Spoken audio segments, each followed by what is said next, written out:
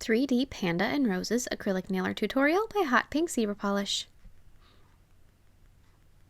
Hi everyone! In today's video I'm going to show you this really cute little panda nail that is holding a rose, and you can definitely switch up the colors. This one would work really well for Valentine's Day as well. I have a similar design from a couple years ago. Actually I have a couple different panda nails that are 3D, so I'll link those in the description box below, so check that out.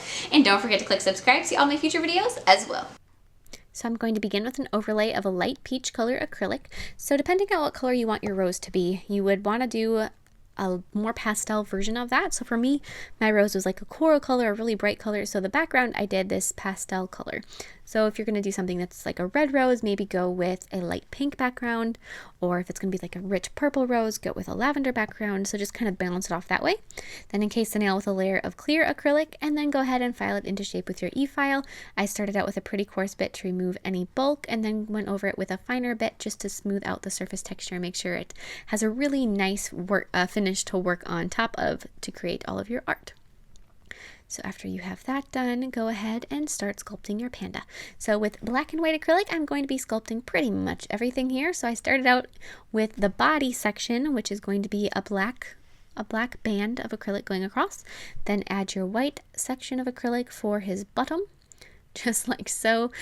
Butt that up against your black acrylic stripe so that it has that nice, kind of like doing a French tip. You know, you kind of just layer the colors of acrylic. Then add a larger white bead for his head. I made him a little bit top heavy so that his head was a bit bigger proportionally than his body. I think that makes little cartoon animals so cute when they've got a big head, kind of like Melody. She's got a big head proportionally to the rest of her body. It's kind of funny. Her percentile wise, she's 50% on the nose for height and weight, but her head is a little bit on the large side. But then I'm going to take and I'm going to be sculpting his ears with black acrylic, adding a little bit more white acrylic for his snout. And as that little snout muzzle area is beginning to set, you can go through and just sort of carve in a line for his mouth area. So a little bit of like almost like a peace sign in the middle. Then add his legs with black. So there's the first leg going across just like so. Kind of tuck that leg up underneath that white acrylic, and then add the bigger circle for his foot. Add the other one kind of off to the side a bit more, just like so.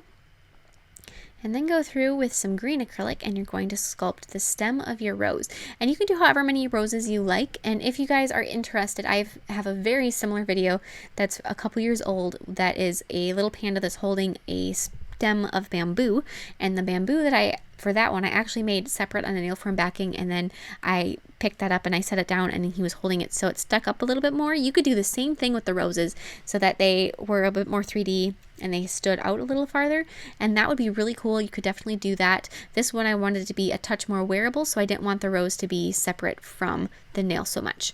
Then I added a little bit of black for his nose, and then with the peach color acrylic, I'm going to be sculpting my rose. And unfortunately, I missed some of that in the recording process, but just add the layers of petals like you would for any other time you're sculpting a rose, and you should be good to go. Then with black paint, I'm going to be adding his eye patches just around there like that, kind of define the mouth area some, and then add fluffy little lines inside the ears for the little inside. And then add little paw pads on the bottoms of his paws, on his back paws. Very similar to like a dog paw prints if you guys have ever painted those. The one that's more facing the front, you see the whole paw pad, and the other one you just see kind of like the side of it. Then still taking that light pink color, I'm going to be highlighting my rose with it, which I know it's a peach rose, so you want me to do like a pastel orange, but I had the pink out already, and it's just a little bit of paint that you can't really tell. With white, add the eyes. Add a little bit of a highlight on the white of him, just like little fur lines, just to make them kind of brighten up a little bit. You can also dilute some of that white paint and add highlights on his arms and on the stem of your rose, just to give it a little bit more definition. Then add the pupils with a speck of black, and then apply a layer of gel sealer over the background and over the rose, and then some matte top coat over your panda, and you are all set. I love the way this cute little guy turned out. I have a couple other panda videos that I will put links to in the description box below, so if you guys are panda fans, check those out. Please share any recreations with me on Facebook or Instagram. I would love to see them, and I will see you in my next video. Bye!